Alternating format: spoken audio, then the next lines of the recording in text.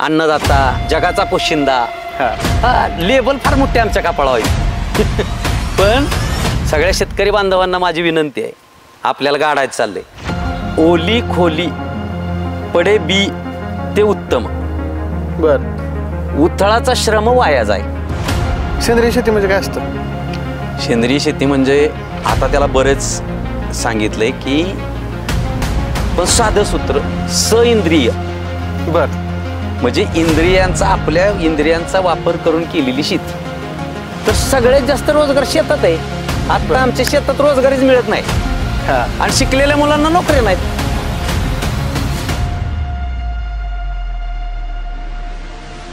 आई नसेल तर गायीची सेवा करा, आणि हे दोन्ही तुमच्याकडे नसेल तर काळ्या आईची सेवा करा. त्यावेळी जास्त पिकतं ना, तेव्हा बाजारात दर नसतं. बरोबर. मग काय पिकतं त्याचा विचार करावा शेतकऱ्यांना. आपलं कष्ट कमी करावेत. एकच विनंती आत्ताच्या तरुणाईला, तुम्ही करून खायला शिका. शेवग्याचं झाड जर बाहेर लावलं तर त्याची फुलं, पानं आणि शेंगाची भाजी खाऊ शकता. तर हे म्हणजे आमच्या साधू संतांनी आम्हाला शिकवून ठेवले, फक्त आम्हाला तिकडे लक्ष नाही. बरोबर. अलग लक्षात. ते शेतकरी आहेत, ते फिलॉसॉफर आहेत, ते गाईड आहेत, ते सर्व काही आहेत. नमस्कार मंडळी, स्वागत आहे आपल्या आजच्या पॉडकास्टमध्ये बोरगे काकांचं. रामकृष्ण. डॉक्टर त्याच्या पोराला कोण करते? डॉक्टर. वकिलाचा पोरगा आणि शेतकऱ्याचा.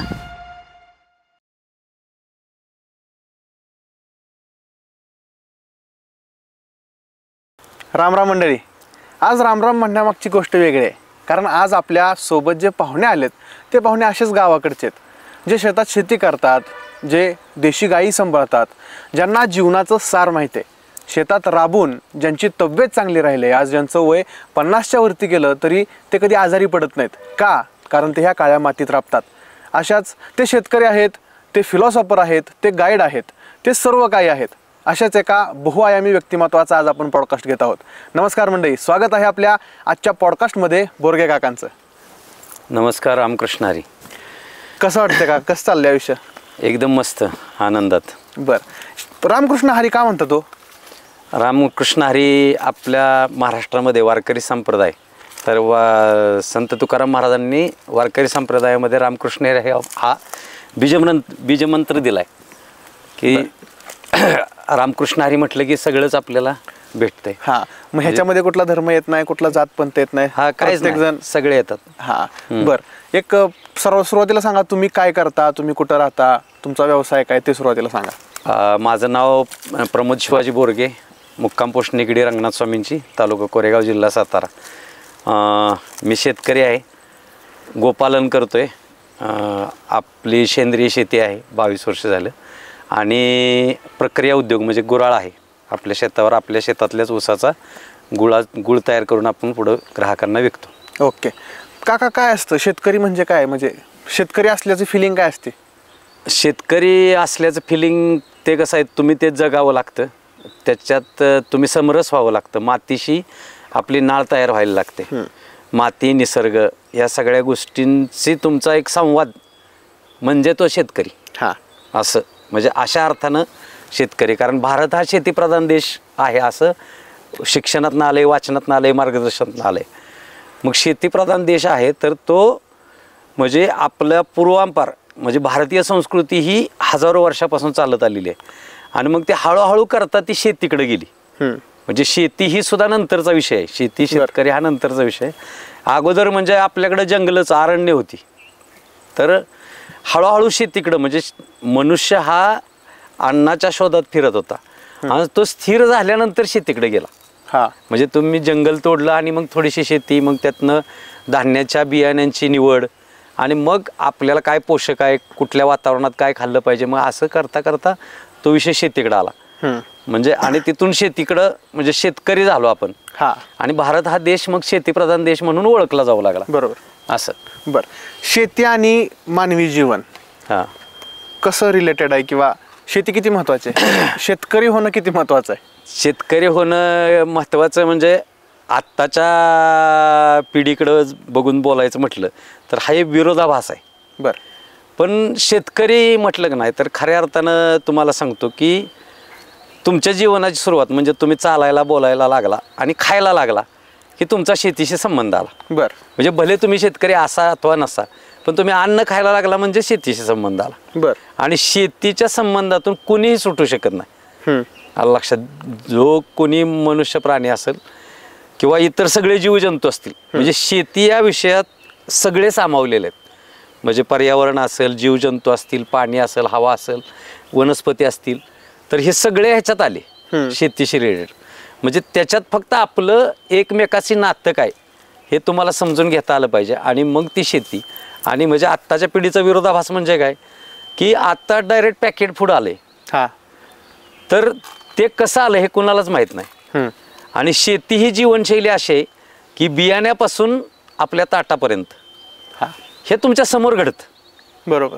ह्याच्यासाठी वेगळी लॅब लागत नाही, कुणाचंही शिक्का लागत नाही.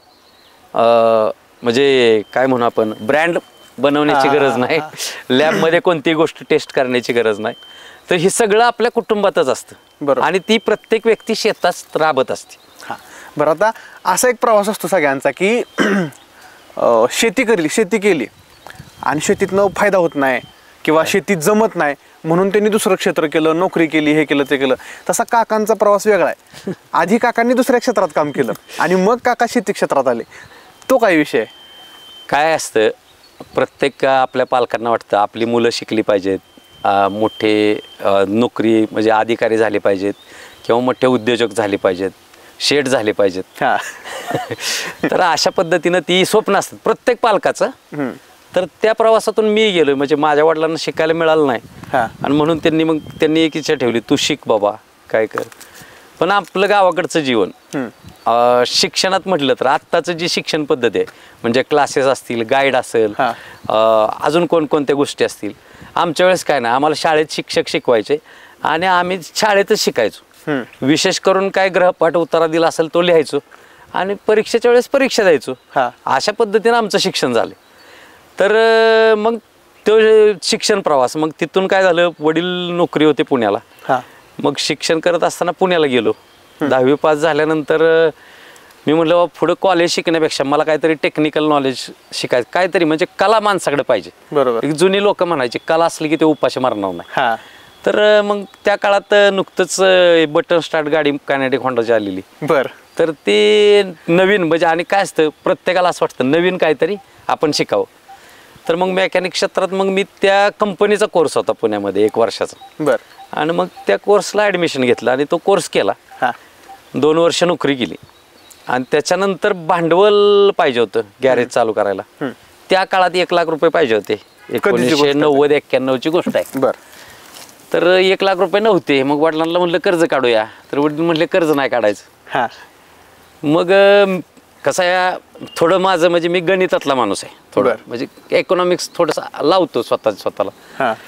तर त्यावेळेस आमच्या घरची प्रॉपर्टी होती गावची. तर त्या जमिनीची किंमत त्या काळात 4 लाख रुपये होती. तर म्हटलं 1 लाख रुपये नाहीत म्हणून रडत बसण्यापेक्षा 4 लाखाची प्रॉपर्टी आपल्या उरशाला आहे, आपण रडत बसण्यापेक्षा कष्ट तर कुठेही करायचे. गॅरेज चालवायचं म्हटलं तरी कष्टच करायचे. फक्त आपण शहरात राहतो याचा अभिमान आणि खेड्यात राहतोय म्हणजे थोडंसं डल असं एक समज आहे समाजात. तर मग म्हणलं नाही, आपली कष्ट करायचं आहे, आपल्याला काय घामच गाळायचे, कष्टानं काहीतरी काय होईल ती पुढचं. मग मी निर्णय वडिलांना सांगितला की गावाकडे आपली शेती आहे, तर माझी कष्ट करायची तयारी आहे आणि मी शेती करायला तयार आहे. आणि मग पुण्याहून निगडीला. आता मागाशी तुम्ही सांगितलं की तुम्ही सेंद्रिय शेती करता. हो. सुरुवातीपासून सेंद्रिय शेती होती का आत्ता फरक पडला? नाही, कसं आहे, प्रवासात प्रत्येकाला ठेच लागायला लागते. लक्षात, आत्ताचं जग कसं आहे, गतिमान युग आहे. तर गतिमान युगामध्ये कोण कोणाचं ऐकत नाही. मग त्या प्रवासात आम्ही आहे. म्हणजे आत्ताचीच तरुण पिढी त्याच्यात आहे असं नाही. समजा आमच्या वेळेचा धोका समजा थोडा लवकर कळत असेल, आता थोडा उशिरा कळत असेल किंवा उलटही असू शकतं की आत्ताच्या पिढीला लवकर जाणवत असेल ते सुधारतील, आम्हाला थोडं उशिरा. तर मी इथं राहिल्यानंतर शेवटी मगाशी नाही का सांगितलं, पालकांना असं वाटतं, मग मला पण असं वाटत होतं आता शेतीत आलोय, कष्ट कराय उमेद आहे, तरुणाई आहे, आपल्याकडे ताकद आहे, आपण कष्टाच्या जोरावर भरपूर उत्पादन काढावीत, चांगली बागायत शेती. आमची शेती पूर्ण बागायत आहे, 5 एकर क्षेत्र आहे, पूर्ण बागायत आहे, 5000 फूट पाईपलाईन आहे. म्हणजे वडिलांनी आजोबांनी शेती करून खरेदी करून टेकली, वडिलांनी ती डेव्हलप केली. म्हणजे त्याच्यात सगळ्या गोष्टी आल्या आणि मग मला फक्त कष्टच करायचं होतं. तर मग त्या काळात नुकतंच रासायनिक शेती फोफावत होती. बरं. आणि मग त्याच्यात मी पण रासायनिक शेतीकडे गेलो. मग टमाटी लावली, वांगी लावली, कोबी फ्लावरची लागवड केली. ह्या सगळ्या गोष्टी केल्या. म्हणजे बाजारातलं एक नंबरचं रासायन जे येईल नवीन ते म्हणजे अगदी इंडोसल्फानपासून रिपकार्डपर्यंत म्हणजे मला जे माहिती आहे औषध तिथपर्यंत मी वापरलं. आत्ताचे मला काही माहीत नाहीत. बरं. तर ही औषधं आम्ही वापरायचो. आणि शेतकऱ्याचं काय असतं, तो कोणावर विश्वास ठेवत नाही, तो स्वतःचा अजून गणित लावत असतो. म्हणजे समजा आम्हाला दुकानदारानं सांगितले 20 ml फवारा, आम्ही म्हणणार जरा कीड जादा दिसते, बरं 25 फवारूया. त्याचा परिणाम कुठं, आपल्या पिकातली कीड गेली पाहिजे ना, आपल्याला उत्पन्न चांगलं मिळालं पाहिजे ना, आपल्याला पैसे मिळाले पाहिजे. हाच प्रवास. त्याचे दुष्परिणाम काय असतात, त्याचा शास्त्रीय दृष्टिकोन काय, हे काय कुठं शिकवलं गेलं नाही आणि अजूनही ते जात नाही. बाजारात फक्त ह्याच्यावर हे औषध आहे एवढं सांगितलं जातं. आणि खऱ्या अर्थानं म्हणजे आज मी 20 वर्ष म्हणजे मी सेंद्रिय शेती करतोय म्हणून नाही, कारण मी रासायनिक शेती केलेली आहे. परंतु जे विज्ञान युगामध्ये जे ज्ञान लोकांना अवगत पाहिजे तशा पद्धतीचा अभ्यास आजही मला कुठेही दिसत नाही. मला ते कळालं की अरे बापरे एवढं घातक असतं हे मला कळालं त्यावेळेस मी पूर्ण बंद केलं 100%. आलं का लक्षात. म्हणजे आदरणीय राजूबाई दीक्षित असतील, म्हणजे अजून काय असतं आपल्यामध्ये, म्हणजे तुम्हाला सांगतो हे मी बोलतोय, आपलं हे व्यक्तिमत्व तयार व्हायला बरेच जणांचा वाटा आहे. म्हणजे मी ज्यांच्या पोटी जन्माला आलो ते माझे आई वडील, मी ज्या कुटुंबामध्ये नांदलो त्या कुटुंबातले आमचे पूर्वज, नंतर माझे नातेवाईक, नंतर मी ज्या गावामध्ये लहानाचा मोठा झालो ते माझं गाव, आणि पंचकृषी आता परिसर असेल आपला, ज्यांच्यामुळं आपली ही परंपरा चालत आली. म्हणजे आज मी सुरुवातीलाच रामकृष्ण हरी म्हटलं, तर ही जे संस्कार देण्याचं ही काय ती विद्यापीठ नाही कुठं, हे समाजात नाही ते. आणि ज्याला जे आवडेल तो मुलगा तिकडं जातो. बरोबर. म्हणजे ही लोक आपल्या जडणघडणीमध्ये फार मोलाचा वाटा आहे.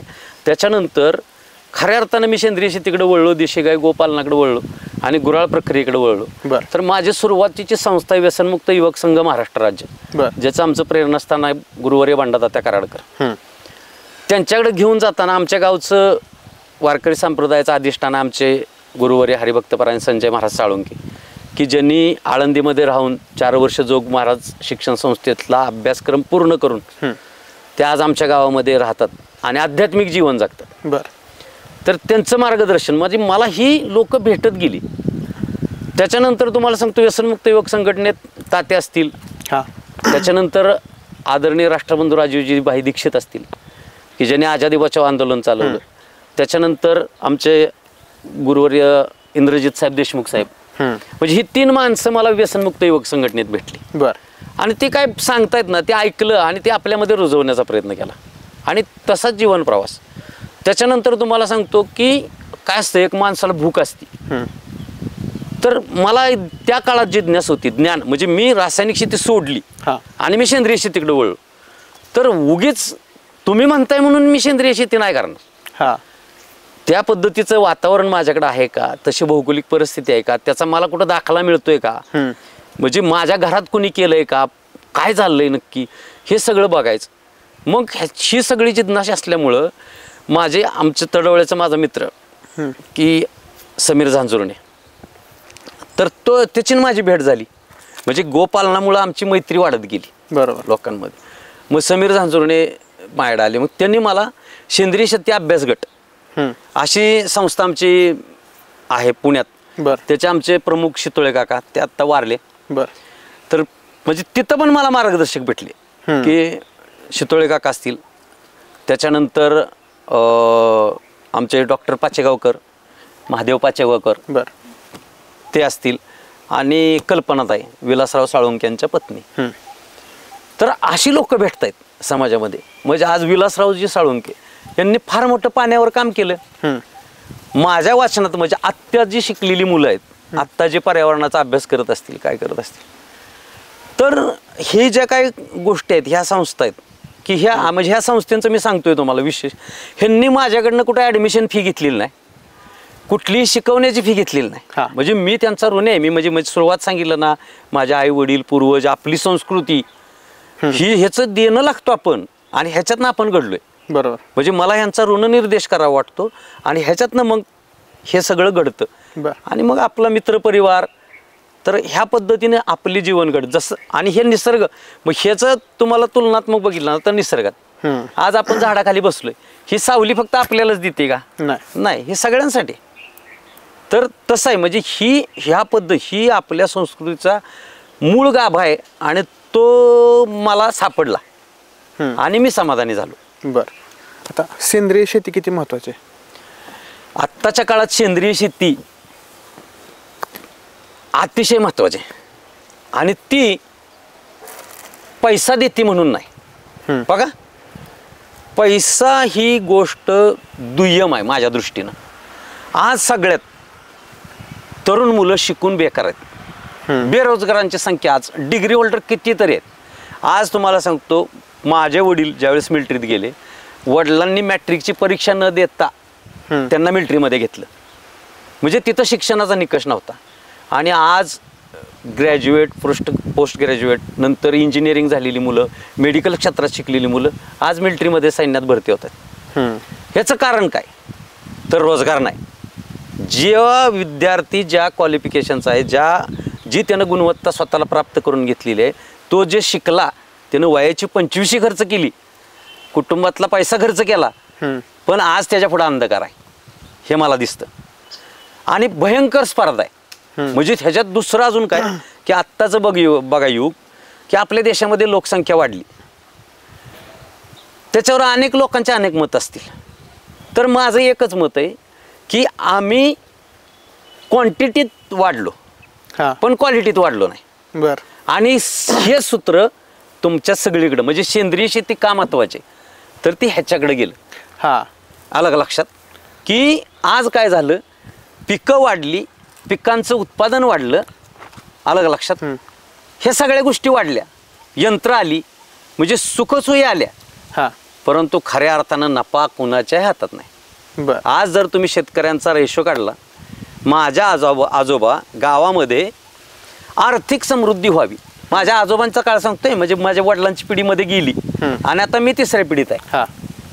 तर आजोबांच्या काळात 1000 रुपये कर्ज झालं असेल. आज माझं कर्ज 4 लाख रुपये. याच्यात प्रत्यक्ष कर्ज वापरलं किती तर 1000 रुपये. कारण आज तुम्ही विकास सेवा सोसायटी असेल किंवा आज शेतकऱ्यांना कर्ज देणारे, शेतीसाठी कर्ज देणारे कुठलीही बँक असू दे, दरवर्षी तुमच्या कर्जात 10% वाढ आहे. मग मी माझं कर्जाचं व्याज भरलं की ते व्याज परत मला कर्ज म्हणूनच मिळतं. बरोबर. म्हणजे मी आज 4 लाख रुपये कर्ज वापरलेलं नाही, मी 3,99,000 रुपये हे व्याजात किंवा ते कर्ज वाढीत, म्हणजे व्याजात भरले आणि परत ते माझ्या कर्ज म्हणून माझ्या खात्यात आले. आणि अशा पद्धतीनं सगळा आपला शेतकरी वर्ग पूर्णपणे कर्जबाजारी. मग जर ही विकास सेवा सोसायटी, बघा त्याला नाव काय, विकास सेवा सोसायटी, तर ही जर संस्था खऱ्या अर्थानं शेतकऱ्यांना समृद्ध करणारी असती, खऱ्या अर्थानं शेतकऱ्यांना आर्थिक काय म्हणू आपण त्याला, आर्थिक साक्षरता. कारण आत्ताचं युग काय, साक्षर युग आहे ना. माझ्या अगोदरची पिढी, म्हणजे आमच्या आजोबांचा काळ म्हटलं किंवा आम्ही ज्या लोकांमध्ये लहानाचं मोठं झालो, ती लोक जर म्हटलं तर ती अडाणी लोक त्यावेळेस म्हणायची. आणि आत्ताचे तुम्ही लोक शिकलाय म्हणजे शिकलेली लोक. म्हणजे आज साक्षर झालाय ना समाज. मग साक्षर झालाय तर अडचणी काय आहेत? आमच्या कुटुंबामध्ये आमचे जर मुलं शिकलेली आहेत तर आमचं अर्थकारण का बिघडलेलं आहे? आलं का लक्षात? हे आम्ही कुठंतरी तपासून पाहिलं पाहिजे. हा लक्षात. तर ह्याच्यामुळं म्हणजे मूळ सेंद्रिय शेतीचा प्रश्नच बाजूला राहिला आपला की रोजगार, बेरोजगारी. तर सगळ्यात जास्त रोजगार शेतात आहे. आता आमच्या शेतात रोजगारीच मिळत नाही आणि शिकलेल्या मुलांना नोकरी नाहीत. आलं का लक्षात? म्हणजे ही गोष्ट ह्याला विरोधाभास म्हटलंय ना. आणि मग आत्ताच्या तरुणाईनं खऱ्या अर्थानं सेंद्रिय शेतीकडे जर तुम्ही वळला तर फायदे कोणते आहेत? बघा, मी तुम्हाला मगाशी सांगितले, पैसे हे 2 नंबरला पाहिजे.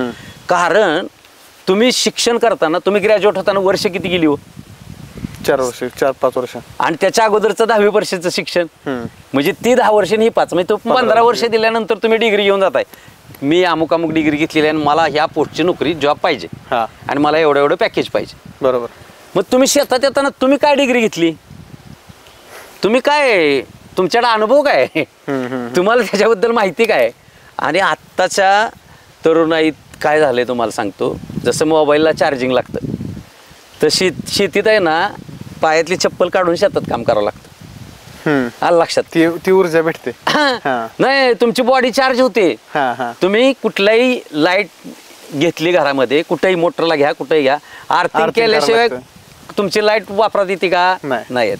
मग इथं तुम्हाला आता विदाऊट आर्थिंग वाली पिढी आहे आपली, तर ती बॉडी चार्जच होत नाही तुमची. कारण तुम्ही काय झालं, चप्पल पायातनं काढत नाही. दुसरी गोष्ट घरामध्ये जमीन नाही, सारवलेलं जमीन नाही. त्याच्यानंतर तुम्ही गाडी वापरता, गाडीला टायर आहेत, म्हणजे तुमचा आर्थिंगशी संबंध पूर्ण कनेक्ट झाला. आणि दुसरी गोष्ट चार्जिंग. तर चार्जिंग काय आहे, तुम्ही सूर्याच्या नॅचरल एनर्जी ह्या विश्वामध्ये शेतीमध्ये शेती करत असताना मला एकच कळालेलं आहे की ऊर्जेचा खेळ आहे. ज्याला ती ऊर्जा पकडता आली आणि ती परावर्तित करता आली, नुसती पकडून ठेवून पण ती भांड्यात राहत नाही, तिला परिवर्तनाकडे नेलं पाहिजे. बरोबर. अलग लक्षात. तर ती ज्यावेळेस तुम्ही परिवर्तन करून तिला रूप दुसरं देणार आहे. उदाहरणार्थ ज्वारीचा दाणा आहे, त्या दाण्यात छोटी ऊर्जा आहे, ते पाणीमध्ये रुजवलं, पाण्या आणि मातीशी संबंध आला की ते रुजलं जाईल, त्याच्यातनं कोंब बाहेर येऊन परत 1000 दाणे येतात. म्हणजे हे तुम्ही केलेलं ऊर्जा साठवली. तर 1000 दाणे कुठून आले, तर ह्या पर्यावरणात आले. तर तुम्ही ऊर्जेचं कसं संकलन करताय, म्हणून तुमचा शेतीत याच्याशी गोष्टीशी संबंध येतो की तुमचं आर्थिंग आणि चार्जिंग बरोबर राहतं, तुमचं बॉडी बॅलन्सिंग चांगलं राहतं, तुमचं आरोग्य चांगलं राहतं आणि तुम्हाला रोजगार मिळतोय. ओके. तुमच्या घरी. बरोबर. सेंद्रिय शेती म्हणजे काय असतं? सेंद्रिय शेती म्हणजे आता त्याला बरेच सांगितलंय की, पण साधं सूत्र इंद्रिय. म्हणजे इंद्रियांचा, आपल्या इंद्रियांचा वापर करून केलेली शेती. म्हणजे डोळ्यानं बघा, कानानं ऐका, हातानं स्पर्शानं अनुभवा आणि कार्य करा. म्हणजे ती शेती नेमकी, म्हणजे फरक सांगा. ही सेंद्रिय शेती, ही आधुनिक शेती, किंवा जे म्हणतो आपण अत्याधुनिक शेती, यंत्रसामुग्रीनं केली शेती. आता बघा, मी तुम्हाला काय सांगितलं, सेंद्रिय शेती. आता सेंद्रिय शेतीमध्ये जीवामृत वापरलं जातं, दशपर्णी अर्क वापरला जातो, बरोबर. गाईचं शेण गोमूत्र पकडलं जातं. बघा आता गाई म्हणजे प्राण्याशी संबंध आला, देशी गायचा विषय आहे, तर तुम्हाला गायचं संगोपन करावं लागेल, गायचं शेण काढावं लागेल, त्याचं गोमूत्र पकडावं लागेल. अलग लक्षात. म्हणजे परत त्याला यंत्र बसवू शकत नाही. गाय गोमूत्र देणार आहे त्यावेळेस ती पकडली जाईल. म्हणजे कोण अजून डेव्हलपमेंट होईल, ते पकडलं जाईल, तो विषय नाही. पण ही आपण स्वतः क्रिया करायची. बरोबर. म्हणजे गायचं गोमूत्र पकडायचे, शेण हातानं घ्यायचे, ते आपल्या हातानं कालवायचे आणि त्याचं आपल्याला जीवामृत बनवायचे. समजा गुळ आहे त्याच्यात लागतो, तर गुळ पाण्यामध्ये विरघळवायचं. अलग लक्षात. म्हणजे ते हातानं करायचे. हे तर म्हणजे मशीन आणि हातानं केलं तर त्याच्यात फार मोठा बदल आहे. आणि त्याचं एक उदाहरण काय, घरातलं आईला कळतं मुलाला काय आवडतं, किती तिखट टाकलं पाहिजे, किती फोडणी दिली पाहिजे, हे आईला कळतं. आलं लक्षात. आईला मालकाच्या जेवणातली चव पण कळते, मुलाच्या जेवणातली पण चव कळते. ही कशावर कळती, त्याचं कुठं अजून गणित कुणी पकडलंय का, नाही. आपल्या प्रत्येकाच्या घरातल्या भाजीला चव वेगळी असते. पण आपल्या चौघांचे एकसारख्या डब्यात जेवण आणले आणि तुम्ही विसरलाच, पण तुम्ही बरोबर चवीनं ओळखताना माझ्या घरची भाजी कुठली. हे जे आहे ना, हे सेंद्रिय शेती आणि रासायनिक शेती किंवा यांत्रिकी शेती आता जी आलेली आहे, तेच यंत्र आली. पण यंत्रामधनं काही गोष्टी खरंच आपल्या हाताला लागतायत का नाही हे मी सांगू शकत नाही. जे तज्ज्ञ असतील ते सांगतायत. पण आणि खऱ्या अर्थानं आपल्या सेंद्रिय शेतीमध्ये की म्हणजे बघा, आता बैल कालबाह्य व्हायला लागला, एवढी यंत्र आली तर बैल कालबाह्य झाला. दुसरी गोष्ट, आता ही बांबूची बेट आहेत.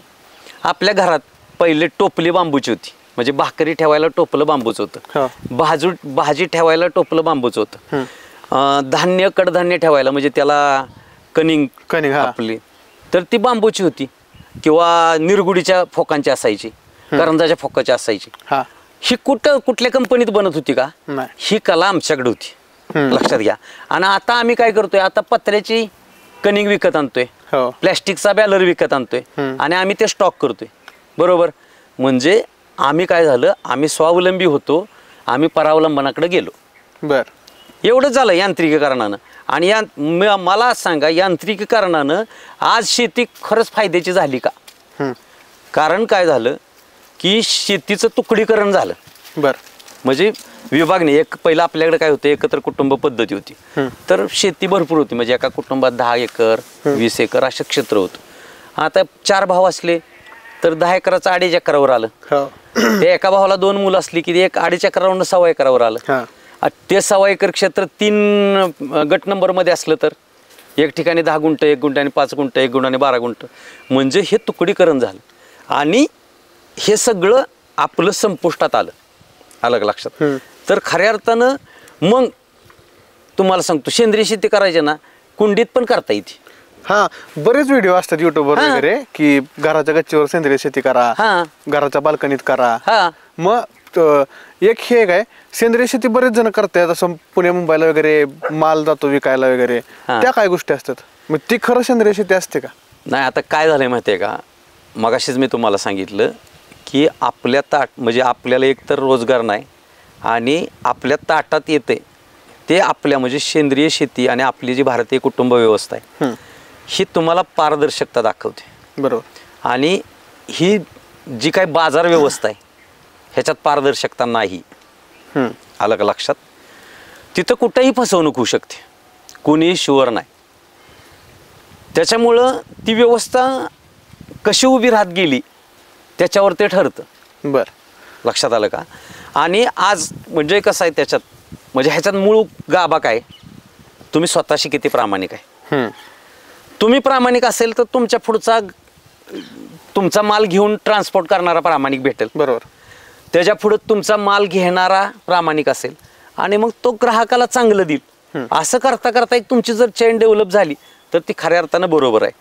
पण हे सेंद्रिय आहे ह्याचा अजून कोणी निकष, म्हणजे आत्ता सांगितलं जातं शेती व्यवस्थेमध्ये, शासकीय व्यवस्थेतनं सांगितलं जातं, शेतातला सेंद्रिय कर्ब बघा. तुमचा सेंद्रिय कर्ब वाढल्यानंतर तुमच्या मालाची गुणवत्ता वाढेल. त्याच्यानंतर गुणवत्ता वाढली की तुमची चव सुधारेल. बरोबर. तुमची भूक किती आहे काय कळेल. पण ही मोजण्याला आता वेळ कोणाकडे आहे? नाही. अजून एक गोष्ट, अशी जुनी माणसं म्हणतात बघा, आत्ताच्या डाळींना ती चव नाही, किंवा आत्ताच्या गावाला ती चव नाही. ह्या गोष्टी त्या सेंद्रिय म्हणून असतात का? असतात ना. सेंद्रिय शेती म्हणजे मी काय उल्लेख केला बैलाचा. आपलं बघा, म्हणजे आपण थोडं आता तुलना करू, आपली संस्कृती, शेती संस्कृती आणि आता यांत्रिकीकरण, म्हणजे एवढंच बघू. पहिलं काय होतं, लाकडी कुरी होती. कुरीमध्ये आपल्याकडं 3 हंगाम आहेत शेतीचे. म्हणजे आपण ज्या भागात बसलोय आता समजा, तर आपल्याकडं 3 प्रकारे शेती केली जाते. म्हणजे खरीप आहे, रब्बी आहे आणि उन्हाळे. तर तुमच्या माहितीसाठी सांगतो, खरीपला बांबूच्या दांड्याची कुरी असायची. ती कुरी हलकी असायची. आलं लक्षात? त्यावेळेस पावसाचं प्रमाण जास्त असायचं, ती पेर खोल नाही गेली पाहिजे. तर म्हणजे अगदी तिथं तुकाराम महाराजांची ओवी आहे, ओली खोली पडे बी ते उत्तम, उथळाचा श्रम वाया जाय. बरोबर. आलं का लक्षात? ह्याच्यात गणित आहे, ही ओवी समजली पाहिजे. म्हणजे किती ओल आहे, किती खोली पाहिजे, बरोबर, त्या पद्धतीनं बी कुठं पडल, नाहीतर मग उथळाचा श्रम वाया जाय. बरोबर. तुम्ही जर नुसतं कोरडी पीत नुसतं पेरलं ती वाहूनच जाणार आहे, तर ती उगवणारच नाही. बरोबर. म्हणजे बी वाया गेलं. बरोबर. तर ही म्हणजे आमच्या साधू संतांनी आम्हाला शिकवून ठेवले, फक्त आम्हाला तिकडे लक्ष नाही. बरोबर. आलं का लक्षात? तर त्या पद्धतीने म्हणजे ती कुरी आहे तर ती हलकी कुरी असती, उचलायला सोपं पडावं. कारण शेतकऱ्याला त्यावेळेस कष्टाचे दिवस असतात, पाऊस येत असतो, जमीन ओल असती, शेत पेरून उरकायचं असतं, म्हणजे कमी दिवसात जास्त पेरणी करायची असते. बरोबर. त्यामुळे त्यावेळेची कुरी हलकी असती. त्याच्यानंतर रब्बीचा सीझन आला. रब्बीच्या सीझनला आहे ना लाकडी फळ्यांची कुरी असती. त्या कुरीवर उभं राहून एक जण आव थांबतो, कुरी हाणतो, बैल हाणतो आणि मागं दुसरा शेतकरी पेरतो. तर ती कुरी जाड असती. आता ही जी तुलनात्मक आता काय झालं, लोखंडी कुरी आली. हा तिथं जाड हलकं काहीच नाही, सेमच. ती वजन तेच आलं. त्यांनी एकच काय केलं, हे फण मोडणार नाही. हम्म. लक्षात आलं का? अशा पद्धतीने ती व्यवस्था झाली. पहिलं लाकडी फण कसं व्हायचं, आपलं कुठं ते दगड लागला, एखाद्या झाडाची मुळी लागली, मोडायची, कामाचा घोटाळा व्हायचा. हे तर फक्त यंत्र, हे नवीन यंत्र आलं. ह्या नवीन यंत्रानं काय केलं, तुमच्या कामातला घोटाळा काढला, पण कामातलं कौशल्य ती गेलं ना. बरोबर. आलं का लक्षात? तर हा जो बदल आहे यांत्रिक, आता नवीन कुऱ्या आल्यात की त्या डायरेक्ट शेतकऱ्यांना नुसतं बैल हाकायचे. हा परंतु आज आमच्या गावामध्ये ती कुरी आहे, माझे मित्रच आहेत संतोष कदम म्हणून. तर ती कुरी म्हणजे तेवढा, ही जी मी सांगतोय जुनी व्यवस्था आमची, हा ती इतकी सोपी होती की जसं मी तुम्हाला मगाशी सांगितलं, ओली खोली पडे बी ते उत्तम. हा तर किती ओल आहे ना, तर कुरी आकडायची का लांबवायची, एका कुणीच्या एका तिड्या आमचं ठरायचं. बर. आलं लक्षात? समजा थोडं सुकलेलं रान आहे, आम्ही कुरी लांबवून ठेवायचो. हा पावसाळी झिरझिर चालू आहे, कुरी थोडी आकडून घ्यायचो. आलं का लक्षात? बरोबर. जास्त खोल नको जायला, वर बोल आहे. तर ह्या कुरीत जमत नाही. लक्षात आलं का? लोखंडी कुरीमध्ये. तर अशा परत आता ती नवीन आली, डायरेक्ट बी पेरतीच ती कुरी. बर. गेलं ना राव कौशल्य शेतकऱ्याच्या हातातलं. हा आलं का लक्षात? आज शेतकरी, मी असा शेतकरी आहे की बैल मीच हाणतो, चाड्यावर मूठ मीच धरतो, हा आणि त्याच्यात 4 नळ आहे. त्याचा आपल्याकडे तुकडे पद्धतीनं मुळे आमची शेती कमी आहे, तर आमची 12 इंचानं पेर असते. बर. काय भागात 15 इंचानं असते, कुठं 18 इंचानं असते, जिथं जास्त क्षेत्रीय आहे आणि काळी कसदार जमीन आहे. हा तर तुम्हाला सांगतो, 12 इंचानं पेर असल्यामुळं 4 नळ्यात मला बी सोडायचे, तर मी समानच सोडणार. हा बरं, ही मी कुठल्या विद्यापीठात शिकलो नाही ना, मी काम करता करता शिकलो. आलं का लक्षात? आणि ते करेक्टच येतं. म्हणजे तुम्हाला आमचं एक उदाहरण सांगतो घडलेलं आयुष्यात. आमच्या मित्राचं शेत पेरायचं होतं, समीर कदम म्हणून माझा मित्र आहे, त्याचं शेत पेरायचं होतं. आणि आम्ही समवयस्क, आमचा संताजी जगताप आणि मी, आम्ही दोघांची बैल आम्ही पेरायला गेलो. तर पेरायला गेलो, तर त्यानं अर्ध पेरलं आणि मी अर्ध पेरलं. आलं का लक्षात? तर बी उगवल्यानंतर तो आम्हाला समीर सांगायला आला की लक्षात येत नाही की तात्यांनी कुठलं पेरलं आणि काकांनी कुठलं पेरलं. बर. लक्षात आलं का? हा ही जी कौशल्य आहे ते आता मला यंत्रातनं दाखवा किंवा तुमच्या पिढीकडे कधी येईल. नाही. आलं का लक्षात? बरोबर. ह्याच्यापासून आपण दूर चाललोय. आत्ताच्या पिढीनं सेंद्रिय शेती का करायची, तर आपल्या हातातलं कौशल्य आपलं चाललंय. आम्हाला काय नाही, आम्ही आता आनंदी आहे. आम्ही 50 क्रॉस केली, आम्ही आनंदानं जीवन, म्हणजे आम्ही असं जीवन जगलोय ना की कायच अडचण नाही. आणि धोका म्हणजे मग सांगितलं तुम्हाला, रासायनिक शेतीत ज्या दिवशी राजूभाईंचं व्याख्यान ऐकलं 2005ला, म्हणजे 2 लाख गायचं महत्व ऐकलं, आणि 2005ला म्हणजे तिथनं सुरुवात झाली माझी देशी गोपालन सेंद्रिय शेतीकडं. आणि राजूभाईंचं 2005ला ऐकलं. राजूभाईंनी मला म्हणजे एवढं प्रश्न विचारलं होतं मी राजूभाईंना, म्हणजे मला आज लय आनंद वाटतो सांगताना की मी एवढे प्रश्न विचारले होते की राजूभाईंनी मला प्रश्न विचारला, अरे इतने सवाल कर रहे हो, करो के कब. हा तर मी आवेशात येऊन त्यावेळेस सांगितलं होतं आज से ही सुरू करूंगा. तर राजूभाईंनी सांगितलं होतं हळून, लगेच बदलू नका. बरोबर. कसं असतं, लगेच बदल कुठंही अडचणीकडे तुम्हाला नेऊ शकतो, तर तुम्ही 25% बदला. ओके. बरं, आता यंत्रांचं तुम्ही सांगता यांत्रिकीकरण आणि सेंद्रिय शेती, यांत्रिकीकरणामुळे जमिनीला किती धोका होतो? आता कसं आहे नेमकं, आता मी बोलणं म्हणजे घोटाळाच आहे. म्हणजे कसं आहे, शेती म्हणजे माझ्यापाशी आत्तापर्यंत आलेली माहिती अशी आहे, शेती कशी करायची म्हणजे सेंद्रिय शेतीच्या पण पलीकडचा भाग आहे तो. हा इंग्लिश शब्द आहेत, इंग्लिश वाक्य माझ्या कानावर आलं, नो टिलिंग. बर. म्हणजे माती हलवूच नका शेती करताना. बर. आणि आता ते तुमची पिढी बघायला लागली आणि अनुभवायला लागली, आणि अशी लोक आमच्या संपर्कात आहेत. माझे मित्रमंडळी हे सगळं करतायत. का हलवू नका माती? आता जुन्नरला माझे मित्र आहेत पृथ्वीराज घोरपडे म्हणून, त्यांच्या शेतीवर प्रयोग चालू आहेत. बर. की ते म्हणतात की मी थोडं शेताचा एक भाग ठेवलाय की मी तिथं कसलीही मशागत करत नाही. पण का माती का नाही? माती का नाही हलवायची, तर मातीच महत्वाची आहे. बर. मातीच महत्वाची आहे. त्या मातीत माणूस काय म्हणतो, तण आलं की माझं नुकसान झालं. हा खऱ्या अर्थानं आपल्याला ब्लड टेस्ट केलं की आपलं हिमोग्लोबिन कळतं, आपल्या पेशींची संख्या कळती, आपला अजून काय शुगर लेवल कळती. मातीचं तुम्ही आता मातीची आरोग्य पत्रिका तपासायला माती लागली, परीक्षण. हा, बरोबर. अहो तुम्ही काहीच करू नका. आलं लक्षात? तिथं माती सुधारण्यासाठी प्रक्रिया चालू आहे. बर. तुम्ही यंत्र आणल्यामुळं तिथं घोटाळा झाला मातीचा. लक्षात आलं का? तुम्ही तिथं या हलव केली की घोटाळा झाला. हा, म्हणजे अगदी आमच्या भाऊंना मी एकदा प्रश्न विचारला होता की भाऊ शेतीची नांगरट किती दिवसातनं केली पाहिजे. तर त्यांनी मला सांगितलं होतं शक्यतो एकदाच. म्हणजे त्याच्यामध्ये पण शब्द आला शक्यतो, म्हणजे नाहीच करायचं. हा, आलं का लक्षात? आणि मग आता आपण काय करतोय बघा, आपण प्रत्येकानं स्वतः शेतकऱ्यांना अनुभव, हे मी माझा अनुभव सांगतोय. तुम्ही मला लगेच उपप्रश्न कराल तुम्ही करता का, तर मी अजून करत नाही, पण माझा तो प्रवास चालू आहे. आणि मी ते प्रयोग करून घेतलेले आहेत. म्हणजे मी माझं स्वतःचं शेत 25 गुंठ जमीन 5 वर्ष पडून होती. बर. तर तुम्हाला सांगतो आज सगळ्या शेतकऱ्यांच्या पुढचा प्रश्न आहे तण. तर शेतात पहिल्या वर्षी माझं ते ऊसाचं शेत होतं आणि पडून राहिलं शेत. पहिल्या वर्षी सगळ्या शेतात काँग्रेस होता. बर. मी 2 ते 3 वेळा मजूर लावून ते काँग्रेस कापून तिथंच टाकला. दुसऱ्या वर्षी तिथंच बियासहित काँग्रेस टाकलाय. बरं मी सेंद्रिय शेतीकडे गेलोय, माझा अनुभव आहे थोडा. मी तण परिपक्व झाल्याशिवाय मी काढत नाही बऱ्यापैकी. पिकाला जर ते तण अडथळा करत नसलं तर समजा उदाहरणार्थ ऊस आहे, आता माझं गुराळा म्हणलं ऊस आहे, ऊसात जर ऊस उंच गेला तर मी हराळी बांगलत नाही, तिथ्यातच नाही, ते आपल्या मनानच जाती. माझा अनुभव आहे. बर. तुम्ही फक्त पिकाला वर जाऊन द्यायचं. बर. तण आपोआप कंट्रोल होतं.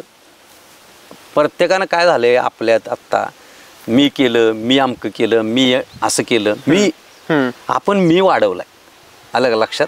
ॲक्च्युली काय चाललंय ह्याच्याकडे आम्हाला बघण्याकडं वेळ नाही. आणि थोडंसं अभ्यासाचा विषय, म्हणजे आता आपलं मुलाखत चालली तर अभ्यास पाहिजे ना त्या गोष्टींचा. तर यंत्र म्हणजे माती यंत्रानं समृद्ध होऊच शकत नाही. जे करत असतील माझे त्यांना शुभेच्छा. बर. आलं का लक्षात? बर. आता एक 2-3 आठवड्यापूर्वी एक व्हिडिओ व्हायरल होता. बर. की कुठल्या तरी शहरातला व्हिडिओ असेल. बर. त्या व्यक्तीनं कोबी विकत आणलाय बाजारातनं. बर. फ्रीजमध्ये ठेवलाय, 3-4 दिवस झालेत त्या कोबीला. पण त्या कोबीला जे काळं पडतं ना, किंवा कोबी खराब होतो, बरोबर, ती प्रक्रिया सुरू नाही झाली. मग त्यानं कोबीचं पान काढलं, गॅसवर ठेवलं. मग साधी गोष्ट आहे, गॅसवरती पान ठेवलं म्हटल्यावरती ते पान जळलं पाहिजे, करपलं पाहिजे. बरोबर. पण त्या पानाला काहीच नाही झालं. बरोबर. म्हणजे एका बाजूला आपण शेतकऱ्याला जगाचा पोशिंदा म्हणतो, शेतकऱ्याला बळीराजा म्हणतो आपण. बरोबर. शेतकरी जग जगवणारा असं म्हणतो. हो हो. पण दुसऱ्या बाजूला काही लोक असे आहेत की जे ह्या रसायनांचा अतिवापर करतात आणि त्याच्यामुळे वेगवेगळे आजार व्हायला लागलेत, किंवा कॅन्सर सारखे आजार आता मोठ्या प्रमाणावरती वाढायला लागले. त्याच्या मागं हे कारण आहे असं सांगितलं जातं. बरोबर. रासायनिक ह्याचा वापर, किंवा बरेच व्हिडिओ येतात, द्राक्षाचा घड औषधात बुडवून काढला की द्राक्ष फुलली, केळांना इंजेक्शन देतात, कलिंगडांना इंजेक्शन देतात. बरोबर. एक शेतकरी म्हणून ह्या गोष्टींकडे तुम्ही कसं बघता? हे बघा, माझा प्रवासच ह्या गोष्टींकडे बघितल्यामुळेच झालाय. कारण मी स्वतःच रासायनिक शेती करत होतो. बरोबर. आणि प्रत्येक माणूस म्हणजे शेतकरीच हुशार आहे असं नाही, प्रत्येक व्यक्ती हुशार आहे. लक्षात आलं का? तर मला ज्या क्षणात रसायनांचे किती घातक परिणाम आहेत हे कळालं ना, त्या दिवशी मी ठरवलं मी आजपासून रासायनिक शेती करणार नाही. मला आणि माझ्या कुटुंबाला तरी मी बिगर रसायनांचं अन्न खाऊ घालू शकतो का याचा मी प्रयत्न करेन. आलं लक्षात? आणि खऱ्या अर्थानं माझी हितच सुरुवात झाली. आणि आज तुम्ही सांगताय म्हणजे हे 20 वर्षानंतरच्या गोष्टी आहेत. तर आज ह्या स्टेजला पोचलोय. म्हणजे आता माझा फोन पण साधा आहे, मी ती क्लिप पण बघत नाही, तुमच्या जगात काय चाललंय हे पण बघत नाही, कायच नाही. आलं का लक्षात? कारण काय झालं, आमच्या पुढं एवढी माध्यम आली, ती माध्यमांमुळं आम्ही स्वतःचं अस्तित्वच विसरून गेलो. आलं लक्षात? आणि म्हणजे मला हेच सांगायचंय, तुम्ही सेंद्रिय शेती करायची का नाही करायची, काय करायचं तुमचं तुम्ही ठरवा. ही इतकं घातक आहे. म्हणजे राजूबाईंनी त्यावेळेस सांगितलं होतं की भारतामध्ये हे येणार आहे. ज्यावेळेस जागतिकीकरण ही संकल्पना चालू झाली होती, आम्हाला तुम्हाला एवढं सांगतो, आत्मविश्वासानं सांगतो की राजूबाईंनी त्यावेळेस सांगितलं होतं, मी जे सांगतोय हे जर तुम्ही करायला लागला ना तर तुम्ही सगळ्यांच्या पुढे 10 वर्ष नक्की आहे. आणि त्याचं मी जिवंत उदाहरण आहे. आज माझे 50 म्हणजे माझं 56 रनिंग चालू आहे. आत्ताशी दाढीतले केस पिकलेत, अजून डोक्याचे केस माझे काळेच. आणि मग आज किती वयाच्या मुलांना काय डाय लावायला लागती हे मला माहित नाही. तर म्हणजे हे का झालं. आणि हे तुम्ही म्हणाल आले का काकांची केस काळे आहेत हे विशेष आहे. नाही, आमचे गुरुजी माझे संत जगतापचे वडील आहेत, विठ्ठल बाप्पा आम्ही त्यांना म्हणतो, त्यांची 80 वर्षापर्यंत केस काळी. हे आमच्या हातातनं गेलं खऱ्या अर्थानं तुम्हाला सांगतो. आणि मग आत्ताच्या पिढीनं आत्ता जे तुम्ही व्हिडिओचं उदाहरण सांगितलं त्यांनी माझी मुलाखत ऐकून नक्की सावध व्हावं की मी एकच मुद्दा मांडतो, तुम्ही तुमचं ताट तपासा. तुम्ही आता बरेच हुशार मुलं आहात, तुमच्याकडे अँड्रॉइड मोबाईल आहेत, तुम्ही तुमच्या मोबाईलमध्ये एक चार्ट बनवा आणि त्या चार्टमध्ये आज काय खाल्लं, मी कोबी खाल्ला, फ्लावर खाल्ला, गवारीची शेंग खाल्ली, भेंडी खाल्ली, बरं ही मी नावं घेतोय, ह्याच्यात अजून बदल आहेत. तुम्ही देशी खाल्ली का हायब्रिड खाल्ली, अलग लक्षात. आता तुम्ही तर केमिकलचं विचारलं, आम्ही तर आमचा असा मुद्दा आहे, आम्ही शेती करत असताना शुद्ध बीजापोटी फळे रसाळ गोमटी हे कोणाला बी लावा, माणसाला लावा, वनस्पतीला लावा, प्राण्याला लावा, कोणाला बी लावा. तर तुमचं बियाणं किती शुद्ध आहे आत्ताच्या शिकलेल्या सुशिक्षित पिढीनं तपासावं. ते बियाणं मी कुठं लावतोय, कारण कोकणातला भात निगडीत येत नाही. लक्षात आलं का. सांगलीची द्राक्षे कोकणात येत नाही ती. बरोबर. तर थोडं आत्ताच्या पिढीनं सावध व्हावं. आणि ह्याच्यातलं मूळ सांगतो तुम्हाला, तुमचं ताट आणि तुम्ही जिथं जन्माला आलाय ना खरंच तिथलं निसर्गशास्त्र प्रत्येकानं अभ्यासावं. आलं लक्षात. तुम्ही जन्मा आता काय झालं, आत्ता म्हणलं तरी आपण लगेच अमेरिकेला जाऊ शकतो, दिल्लीला जाऊ शकतो, तिकडं अरब कंट्रीत जाऊ शकतो, कुठेही जाऊ शकतो. तर ह्याच्याबद्दल मला काय माहीत नाही, परंतु जुनं सूत्र आहे, जननी जन्मभूमीश्च स्वर्गीय दप्पी गरीश.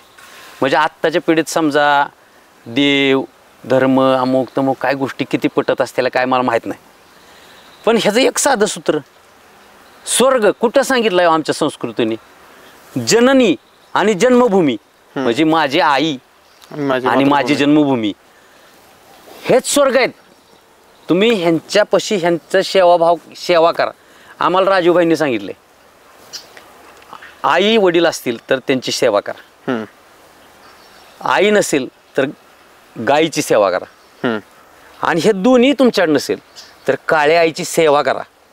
लक्षात घ्या. तर सेवा ही मनोभावे केली जाते. म्हणजे सेवा कशाला म्हटलंय, जिथं अपेक्षा नाहीत, जिथं स्वार्थ नाही, तुम्ही ह्यांचं सेवाभावाकडं तुमच्या मनातला भाव तसा तयार करा ना, तुम्ही त्याच्याकडे जाता. तर राजूबाईने सांगितलं तुमच्या आयुष्यात काय कमी पडायचं नाही. बरोबर. आणि ते मी अनुभवतोय. त्यामुळं आत्ताच्या पिढीनं सावध. आणि आत्ताचं तुम्हाला सांगतो, मला ताट सांगायचे तर इतकी वाईट, म्हणजे तुम्ही तर व्हिडिओचं सांगितलं, तर इतकी वाईट अवस्था तयार झाली आत्ता तुमच्या जेवणामध्ये. एक तर तुम्ही पॅकेट फूड खायला लागला, बरोबर. आज म्हणजे दळण राहिलं नाही. आणि किती वर्ष झाली, तू 50 वर्ष नाही झाली. म्हणजे माझ्या जन्माच्या अगोदर असेल तर माझ्या आजीनं जात्यावर दळले. लगेच आत्ता म्हणतील आपण जातं घरात लगेच उद्या घेऊन यायचं का, तर नाही. म्हणजे मला ह्याच्यातलं मूळ मर्म काय सांगायचं आहे, पोषण मूल्य तुम्हाला टिकवता आली का. म्हणजे मी मगाशी बियाणं सांगितलं, तर तुमचं बियाणं शुद्ध आहे का, तुम्ही बियाणं निवडलंय का, त्या पर्यावरणात पोषक पद्धतीने येतंय का, ती कीड रोगाला बळी पडतंय का. बघा बियाणं काय शोधायचे, म्हणजे कीड रोग हे असं आहेतच. व्हायरल इन्फेक्शन माणसाला होतं तर ती काय फक्त निमित्त असतं. एक जंतू आपल्या शरीरात गेला, तुमची रोगप्रतिकार शक्ती कमी झाली की तुम्ही आजारी पडला, वेगळं काय.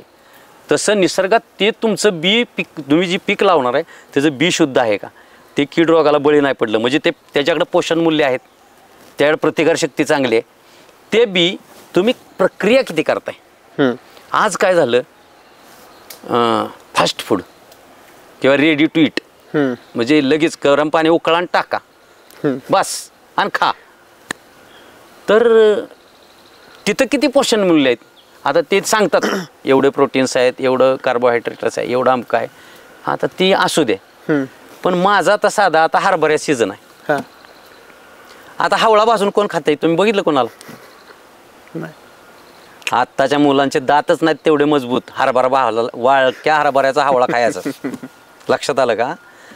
तर म्हणजे बघा डायरेक्ट हिथला डाळा पण उपटला आणि इथं भाजला. आणि भाजताना कसा भाजायचा असतो? टर्पल जळलं पाहिजे, आतला हरभरा जळायचा नसतो.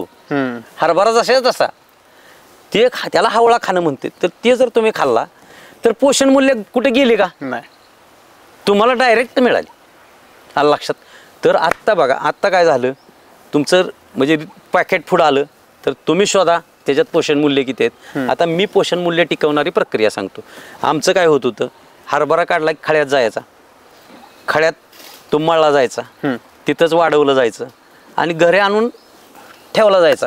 त्याला एखादं ऊन दिलं जायचं आणि ठेवताना त्याच्यात आंब असायची. त्या हरभऱ्याचीच बरं का, ह्याच्यासाठी वेगळी व्यवस्था नाही.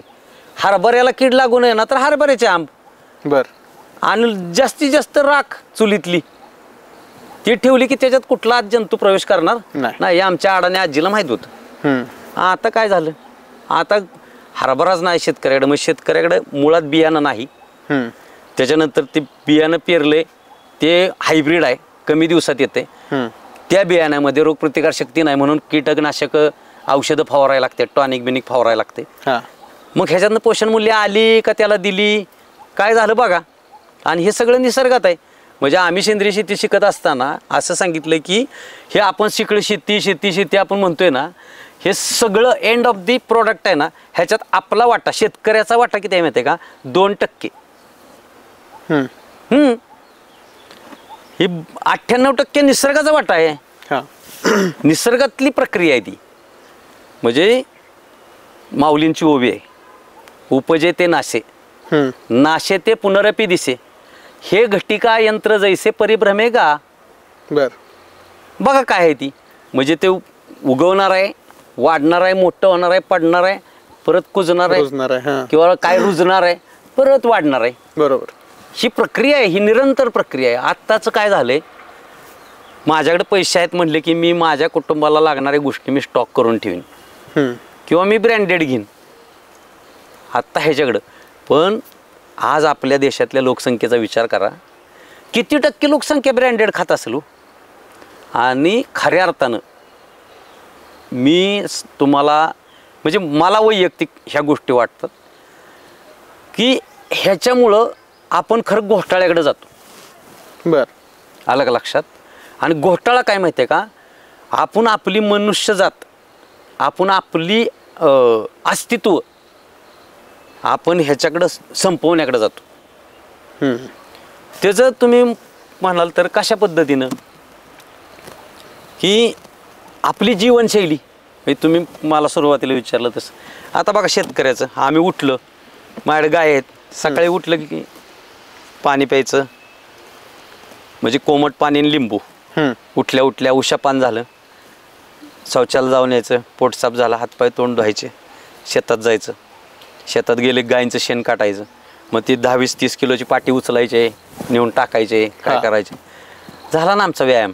म्हणजे सकाळी उठलं. बरं, आता आम्हाला ड्युटी आहे ती, जसं आता तुम्हाला कामावर जायला लागतं तसं आम्हाला उठलं की कामच करायचे ना, ती आम्ही मांडून ठेवलंय ती. बरोबर. म्हणजे ते नित्यनियमानं करायचेच, त्याच्यात विषय नाही. मग तुम्ही उठायचे जायचे, म्हणजे आम्ही निसर्गाच्या सान्निध्यात गेलो, कष्टाचं काम केलं. मला असल्या थंडीत सुद्धा घाम येतो. आलं का लक्षात? तर म्हणजे व्यायाम झाला. भूक लागती काम केल्यामुळं, आम्ही चतकोर अर्धी भाकरी जास्त खातो. आलं का लक्षात? आत्ताची मुलंच आमच्यानं खातात, आम्ही कुस्करून पितळीत खातो. आलं का लक्षात? म्हणजे ह्या गोष्टी आहेत त्यांना. तर ह्या पद्धतीनं जर आपण गेलो तर आपलं पोषण मूल्य आधारित, आज आता तुम्हाला कष्टाचं काम केलं, घरी आलो, आंघोळ केली, देवपूजा केली, जेवण केलं, ताजा स्वयंपाक आहे, लगेच केलं की खायचं, ताजं खायचं, डब्यात नेऊन नाही खायचं. आईनं किंवा बायकोनं डबा केला आणि जॉबवर जाऊन दुपारी 2 वाजता खायचा. राजूबाईंनी सांगितलं 45 मिनिटांना अन्न शिळं होतं आणि मग शिजवलेलं आणि मग तुम्ही पॅकेट फूड खाताय. बरोबर.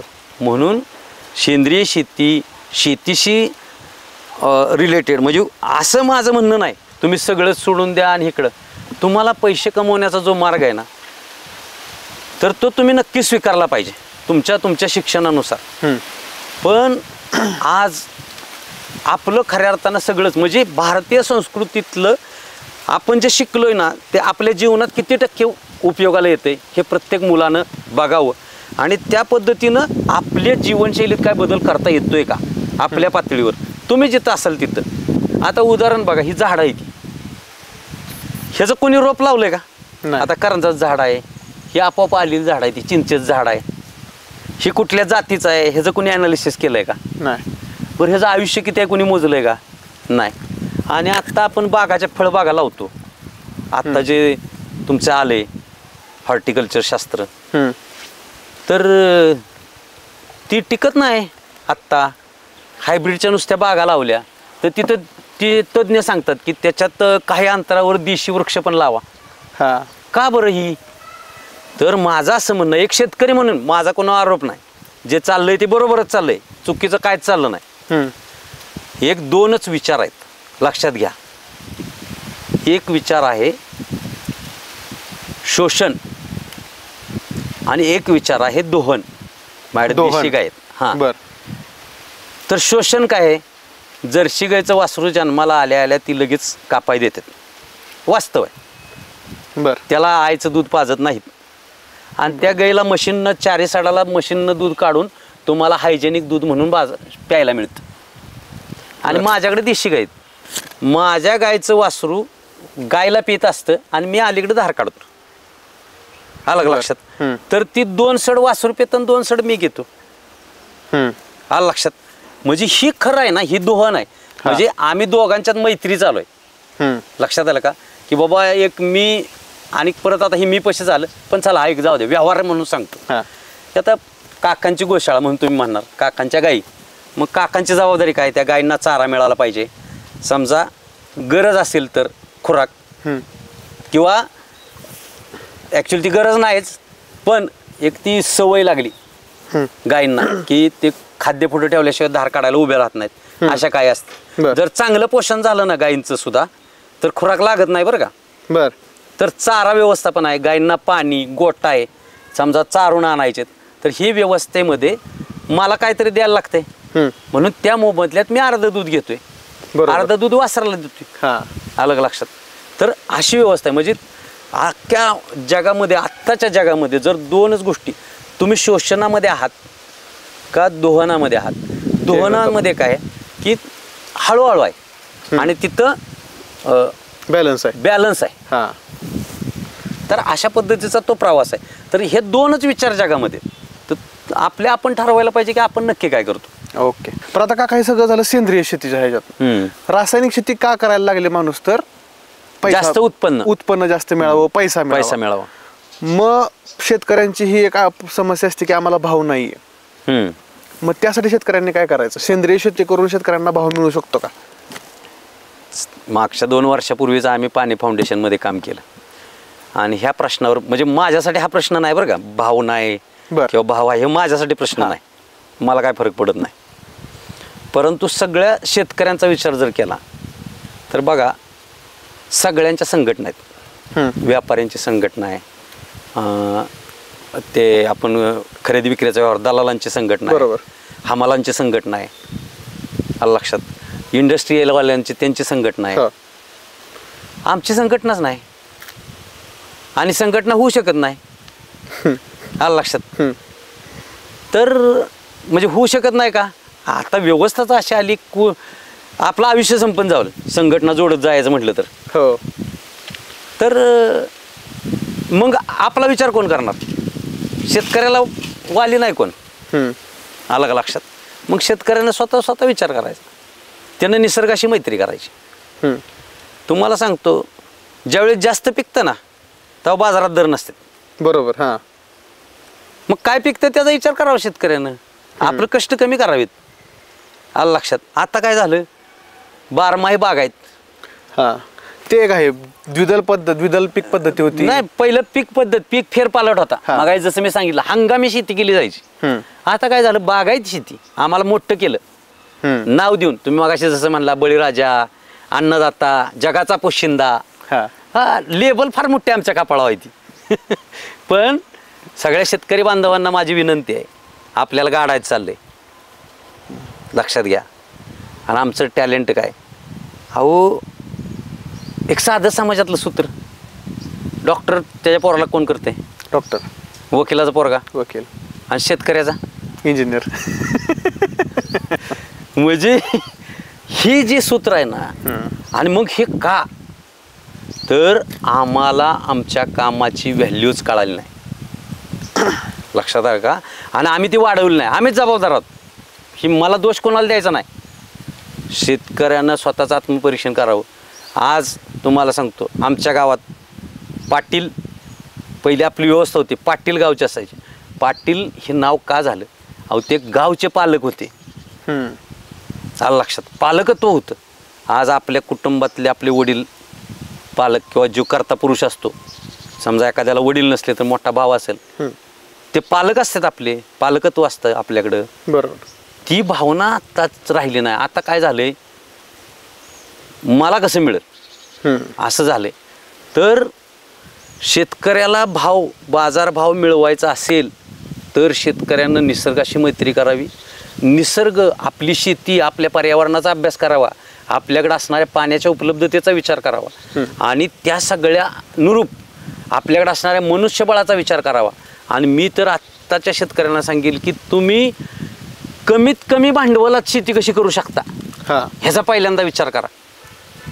ही जी आत्ता चौकोन आखून जी अर्थशास्त्र मांडलं जातं ना, अजिबात त्याच्याकडे जायचं नाही. तुम्हाला सांगतो, स्वतःचं बियाणं, स्वतःच्याकडे 2 पशुधन असलं तर आपलं स्वतःचं खत, स्वतःचं बी, स्वतःचं शेत, वाढलं नाही तर आपल्या करून ठेवलं की सगळं. आपल्याला काय करायचं, आपल्याला नुसतं करून खायचे. आणि जुना काळ होता, जुने शेतकरी आमच्या आजोबांच्या काळात लोक म्हणायची, चांगला माल बाजारात विकायचा असतो आणि शेतकऱ्यानं मात्र खायचं असतं. म्हणजे पहिलं खळ्याचा मी उल्लेख केला, तर खळ्यावर जे दुय्यम दर्जाचं धान्य आहे ती शेतकरी खात होता आणि बाजारात चांगलं देत होता. आता शेतकऱ्यानं बदलावं आणि चांगलं स्वतः खावं आणि 2 नंबरचा माल बाजारात द्यावा. कारण भाव तुम्हाला कोण देतंय का? तुमची फिडची पिढी बळकट करा ना, पोराबाळासनी चांगलं खायला लागा. लक्षात आलं का? ह्या पद्धतीनं. आणि त्याच्यातलं एक ज्वलंत उदाहरण सांगतो. ज्यावेळेस बाजार चालू झालं, मी थोडं कळायला लागलं, बाजारात यायला लागलो, त्यावेळेस आपल्या शनिवारचा बाजार कोरेगावला भरायचा. तर सहज एक माणूस म्हणला ही बाजारातली खुटी जनावरं. माझ्या डोक्यात म्हणलं आयला काय, मी विचार करायला लागलो. जनावर तर सगळी पाय चांगलं आहे, ती तब्येती चांगली आहे, त्या चकचकीत दिसते, ती त्याला शिंगबिंग केले, ती रंगविले, ती ही खोटी जनावर कशी म्हणायची? त्यांनी सांगितलं घरी 4 म्हशी द्या आणि पुरीचं लगीन करायचे. मग 1 म्हस विकायला काढली. बरोबर. तर 4 लिटरची म्हशी काय नेल मालक का 2 लिटरवाली काय नेल? 2 लिटरवाली. अशी जनावरं बाजारात असतात. बरोबर. आणि माझ्या जन्माच्या वेळेस माझ्या आईचे मामा हनुमंत बंडू शिंदे कुमट्याचे, त्यांना मंत्री म्हणायचे. तर मी लहान असताना ज्यावेळेस मला इकडं 4 महिन्यानं 6 महिन्यानं पाठवलं निगडीला, तर 1 म्हैस पाठवली होती. बरोबर. ती 2 लिटरवाली दिली असेल का 4 लिटरवाली? 4 लिटरवाली. हे बदल झालाय आपला आणि म्हणून अडचणी वाढल्यात. बरोबर. खरेपणा आपल्यातला गेलाय. अलग लक्षात. आणि म्हणून अडचणी म्हणजे आता काय झालं, आता तुमच्या पिढीत मला काहीच वाटत नाही. मला तुम्हाला सांगतो, थोडासा अनुभव असल्यामुळे दोघांचा संवाद चालला असला तर मला कळतं कोण कोणाला कसं फसवतंय. मी म्हणतो बरं चाललंय, फसवून घेणारा समाधान आहे आणि फसवणारा समाधान आहे, दोघं आनंद आहेत. मला काय दुःख व्हायचे कारण नाही. पण आमच्या वेळेस तसं नव्हतं. आमच्या वेळेस समजा वडील कामात असले आणि मी एखादी चूक करत असलो तर तुमचे वडील मला लगेच जागेवर रोकायचे. हे कारट्या काय चाललंय रे? आलं का लक्षात? ही जे पालकत्व म्हणजे फक्त बापानंच तुमचं संगोपन करायचं असं नाही, एक सामाजिक बांधिलकी होती. त्याचं आम्ही कुठंतरी भान विसरलो आहे. आता बंगले बांधले, प्रत्येकजण बंद दरवाजात राहायला शिकलाय. त्यामुळे मी सांगतोय त्यातलं किती आत जाते आणि काय होतंय ते ज्याचं त्यांनी तपासा. ओके. आत्ता अनेक प्रश्न आपल्या तरुणाई पुढं आहेत. तर मला एकच सांगायचे की आपण प्राणीच आहे ना, मानव एक प्राणीच आहे, फक्त बुद्धी आपल्याकडे जास्त आहे.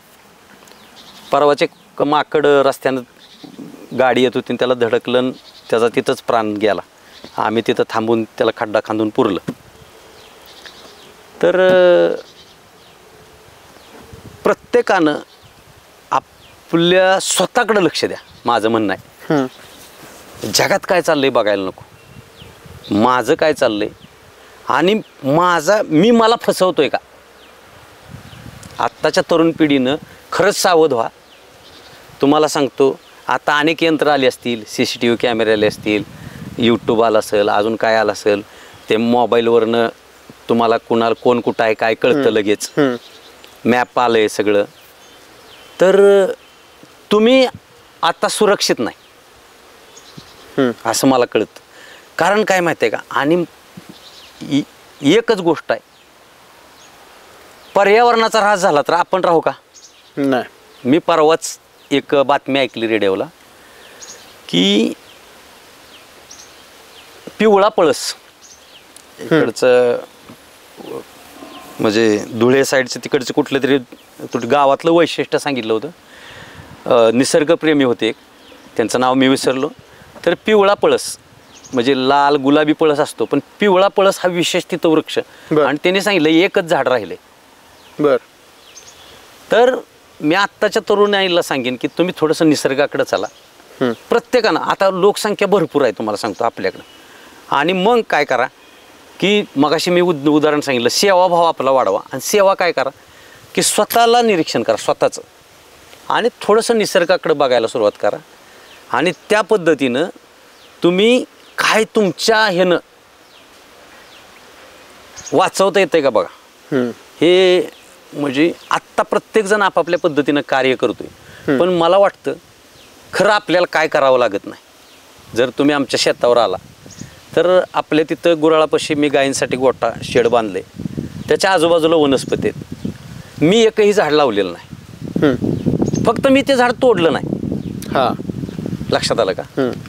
आणि मग काय होतं तर त्या आलेल्या झाडाची फळं आपल्याला मिळतात. दुसरी गोष्ट, ते झाड आपल्याला सावली देतं. आता उन्हाळा वाढतोय, आता तापमान वाढतंय, त्या झाडाखाली बसलं तर आपल्याला गारवा म्हणजे आपलं आरोग्य किंवा आपल्याला सुख मिळतं. म्हणजे तिथं गारवा उष्णतेतनं आपण तिथं आलो तर बरं वाटतं आपल्याला. तर असं बरंच काय मिळतं आपल्याला. तर आत्ताच्या तरुणाईनं स्वतःकडे लक्ष द्यावं, आणि प्रत्येकाला ज्यानं जमल ना त्यानं निसर्गावर प्रेम करावं. जगात एवढीच एक गोष्ट वाढणारी आहे की मला माझ्या आत्तापर्यंतच्या 56 वर्षाच्या प्रवासात कळाली आहे. प्रेम ही वाढणारी गोष्ट आहे, लक्षात घ्या. आणि ही एवढंच वाढतं. नाही तर मगाशी मी सांगितलं ना, ऊर्जेचा खेळ आहे. तर ऊर्जा परावर्तित होत असताना खर्च होते. लक्षात आलं का. ह्यो आता तुम्ही शिकलेले लोक आहेत, तुम्हाला माहिती आहे ते सगळं. तर प्रेम ही वाढणारी गोष्ट आहे. आणि मग तुम्ही निसर्गावर प्रेम करा, निसर्गाचं निरीक्षण करा, आणि जेवढं आपल्या ह्यानं शक्य होईल तेवढं प्रत्येकानं करण्याचं. आणि त्याचं आपल्याकडं सगळ्यात मोठी त्रुटी म्हणजे त्याच्यात मी पण आहे, म्हणजे मी तुम्हाला दोष देत नाही, आपल्याकडं रेकॉर्ड नाही. आपल्याकडं नोंदी नाहीत. आत्ताच्या शिकणाऱ्या मुलांनी, तरुण मुलांनी, पालकांनी, सगळ्यांनी तुमच्याकडे काय आहे ना हे जर रेकॉर्ड ठेवा. लक्षात आलं का. आणि एकच विनंती आत्ताच्या तरुणाईला, तुम्ही करून खायला शिका. लक्षात आलं का. साधी गोष्ट आहे, शेवग्याचं झाड जर बाहेर लावलं तर त्याची फुलं, पानं आणि शेंगाची भाजी खाऊ शकता. कढीपत्त्याचं झाड आपल्या आजूबाजूला लावलं, त्याची तुम्ही पानं, त्याची पावडर आहारात राहू शकते. त्याच्यानंतर आपलं लिंबू आहे, कागदी लिंबू. आणि बऱ्यापैकी आता मी तुम्हाला सांगितलं नाही की शुद्ध बी तुम्हीच शोधा आणि तुम्हीच ते डेव्हलप करा. तुम्ही घरात लिंबू आणलंय ना, तुम्हाला वाटलं ना हे लिंबात चांगला रस आहे, त्याचं बी पिशवीत रुजवा किंवा तिथंच बाजूला परसबागेत रुजवा आणि त्याचं झाड होऊ दे. आणि अशा गोष्टींकडे जर आपण गेलो तर तुम्हाला सांगतो काही अडचण नाही. आणि आपले विचार, आणि कसं आहे आता म्हणजे अध्यात्मामध्ये आता आमचं थोडंसं म्हणजे मी काय जास्त नाही पण श्रवण भक्ती आपली आहे, चांगल्या लोकांच्या सानिध्यात आहे. तर त्याच्यात काय सांगितलं की सात्विक म्हणजे 3 प्रकार केलेत, सात्विक अन्न, राजस अन्न आणि तामसी अन्न. तर सात्विक अन्न म्हणजे काय, तुमचं तुम्ही. तुकाराम महाराज म्हणतात आपण केले आपण खाय, तुका वंदी त्याचे पाय. म्हणजे तुकाराम महाराजांनी सांगितले तुम्ही करून तुम्ही खाल्लं ना मी तुम्हाला वंदन करणार आहे. की ज्यांना समाजानं किंवा शिकलेल्या सगळ्या तज्ज्ञांनी जगद्गुरु ही पदवी दिली, हे तुकाराम महाराज एवढं आपल्याला भाग्याचं काम सांगतात. आणि ते ह्या सेंद्रिय शेतीच्या निमित्तानं, निसर्गप्रेमाच्या, निसर्गाशी मैत्री करण्याच्या निमित्तानं आपल्याकडनं व्हावं एवढीच एक अपेक्षा व्यक्त करतो आणि थांबतो. रामकृष्ण हरी. रामकृष्ण हरी. तर सेंद्रिय शेती किती महत्त्वाची आहे, स्वतः करून खाणं किंवा निसर्गाची पूजा करणं, निसर्गावरती प्रेम करणं. आजकाल माणूस माणसाबरोबर माणसासारखं वागायला विसरलाय आणि तेच खरं जीवनाचं सार आहे. हेच आजच्या पॉडकास्टमधून पाहायला मिळालं. आज आपल्यासोबत बोरगे काका जोडले गेले, त्याबद्दल त्यांचे खूप धन्यवाद. आणि तुम्हीसुद्धा या पॉडकास्टमधून जेवढं काही घेता येईल तेवढं घ्यायचा प्रयत्न करा आणि चांगलं जगा आणि छान जगा. धन्यवाद.